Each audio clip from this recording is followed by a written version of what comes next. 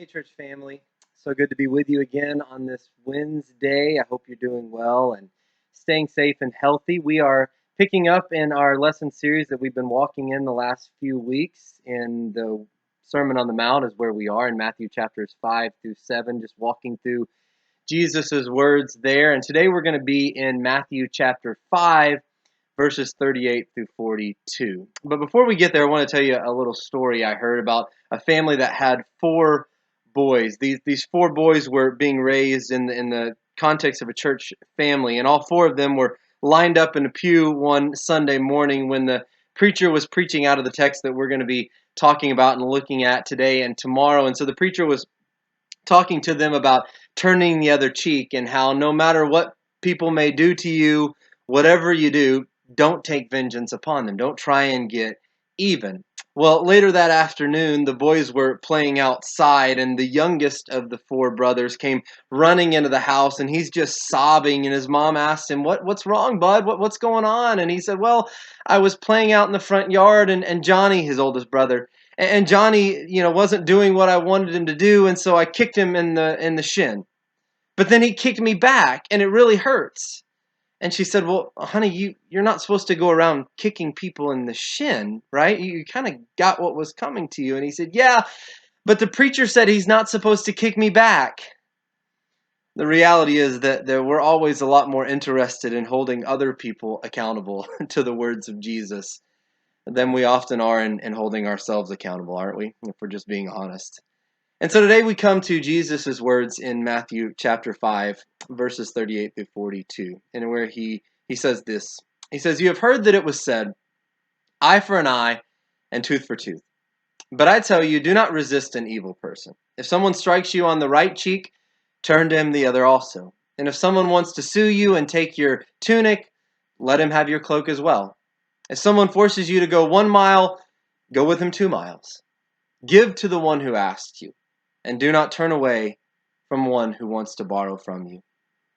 Now, I want us to remember that Jesus, where he is in the flow of the Sermon on the Mount, he's giving us 6 real-life examples of what it means to live righteously from the heart, what it means to live righteously from the inside out, or as we talked about a couple of weeks ago, what it means to have a righteousness that is beyond, that surpasses that of the Pharisees. And so today we come to Jesus' teaching on what it means to have a righteousness that surpasses that of the Pharisees, to have a righteousness that comes from the heart, from the inside out, when it comes to us relating to people who do us wrong or to those who impose upon us. And let me just say a couple of things right up front to deal with this passage that I think are important to address, because Jesus is not he's not addressing with the subject of pacifism here, as some have believed these verses to be addressing. Jesus does call us to be peacemakers. He says that in the Beatitudes in verse 9 of chapter 5 of Matthew.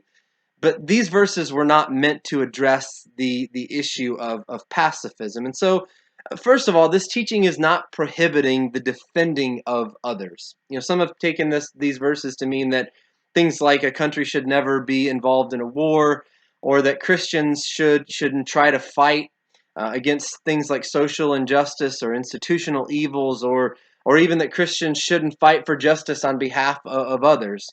Now, I certainly do believe that we as Christians are called to confront evil and to confront injustice, to confront sin, albeit in appropriate ways. But what I'm saying is that that's not what Jesus is addressing here.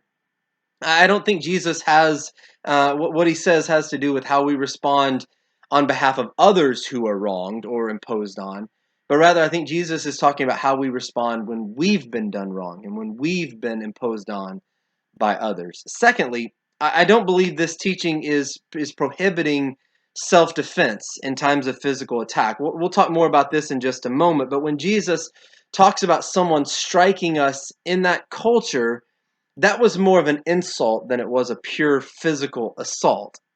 By the way, it's also worth noting that, in fact, there were provisions made for people who needed to defend themselves when their lives were in danger. And so that is an element that we're not going to talk about today, but there were provisions made for that. And then thirdly, I don't think this teaching is prohibiting someone from defending themselves in a legal issue or in a legal matter. Some people have read that, that into it when Jesus talks about us, people wanting to sue us, that we give them our tunic and we give them our cloak, that's what Jesus was saying, that we don't have any business defending ourselves in a lawsuit. But again, I don't think that's what Jesus is talking about here when he's talking about, giving up our coat and giving up our tunic. I don't think he's prohibiting someone from defending themselves in that situation. In fact, when you read it, Jesus says if someone wants to sue you, if anything, Jesus's counsel is about doing this before you get sued. Giving them your shirt and your coat. And we'll talk more about this in just a moment as well. But if you remember, even the Apostle Paul asserted his rights as a Roman citizen to a trial in Acts chapter 22 to keep him from being punished and flogged. And so all that being said, I think in order to understand this teaching, you have to understand something about the culture Jesus was addressing. The culture in that day, in Jesus' day, was a culture of honor and shame. And so in Greco-Roman culture, and even in Jewish culture, one was to seek out honor and avoid public shame or disgrace at all costs. And this is something that we kind of miss when we read this in our 21st century eyes and in 21st century America, but it wasn't missed on them. On a side note, this is also one of the things that made crucifixion so terrible. On top of the pain that you experience, which is nothing to just overlook, but on top of that was the public humiliation and shame. Now, my reason for mentioning these things is not to take the teeth, no pun intended, out of what Jesus is saying, because believe me, there is plenty of teeth in it, as we're about to find out, but rather it's for the purpose of helping us to see his teaching in its context.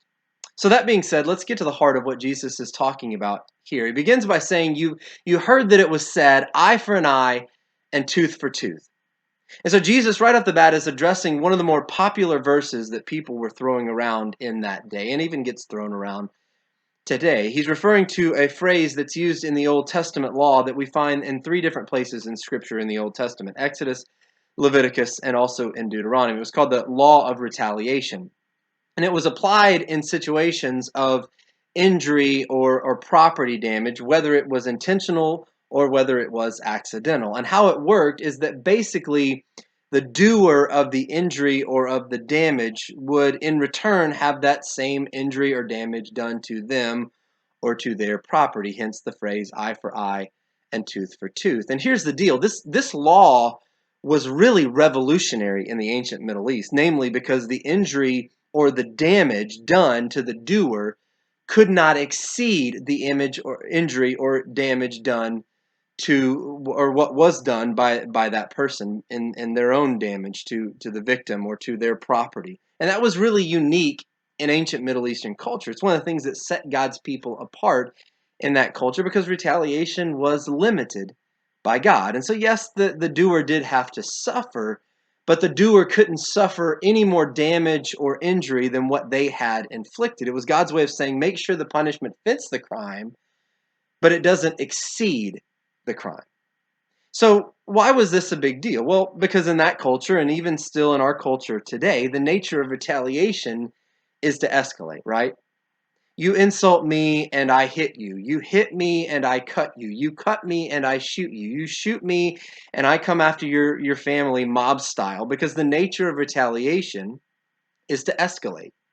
And so an eye for an eye and a tooth for a tooth, when God laid that down, he was really setting up guardrails for retaliation because of our tendency as human beings to gravitate toward escalating in vengeance and retaliation. He knew that if retaliation goes unchecked, his people would wind up strapping themselves to an escalator of vengeance and retaliation, and they would wind up destroying themselves in the end. Here's something else important to note. You'll find that in all three passages in the Old Testament dealing with this idea of an eye for an eye and a tooth for a tooth, in all three passages, it's discussed in the context of a court or a judge deciding what to do about the damage or the injury. And then the judge carrying out that punishment against the guilty party. In other words, the victim wasn't the one to inflict the damage. The justice system did that.